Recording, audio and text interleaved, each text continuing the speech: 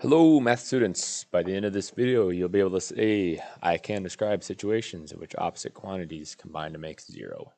So opposite quantities combining to make zero. What exactly does that mean? Say we're talking about -3.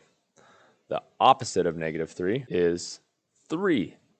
So the opposite of something is just the opposite sign. So this is a negative, this is a positive.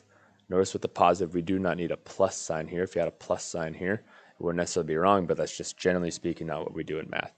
So the opposite of -3 is 3. So just like the opposite of 3 is -3. Okay, so let's notice the difference between opposite and absolute value. There's a difference between opposite and absolute value. We know the absolute value of -3 equals 3, and we know the absolute value of 3 equals 3 as well.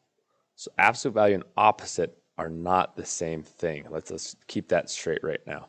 Okay, so the opposite of this number is just, so if it's negative, it's going to be positive. If it's positive, it's going to be negative. So it gets you back to 0. So let's think of this on like a number line right here. So let's say we've got this number line here, and we got 0 right here. We've got 1, 2, 3, right? So we got -3 right here.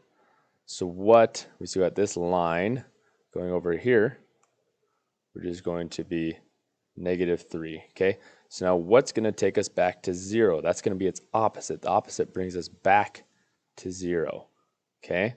So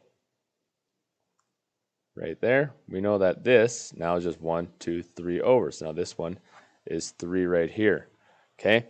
So this could be represented, what we just did right there, is that we know that -3 plus 3 equals 0.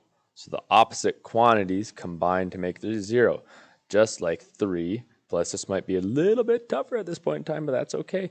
3 plus, I'm going to put it in parentheses, 3 plus -3 also equals 0. This might be a little bit more tough. This might be a little bit more tough at this point in time, but we're going to get there, okay? So opposite quantities combine to make 0. So let's say we're to have this problem right here. Say we're to have, let's go with 10 plus blank equals 0. What goes in this blank?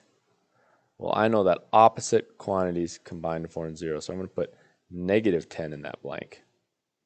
All right, let's do one more. Let's say we got -4 plus blank equals 0. Well, what goes in this blank? So opposite quantities combine to form 0. So 4 has to go right there. So hopefully by now you can say I can describe situations in which opposite quantities combine to form 0.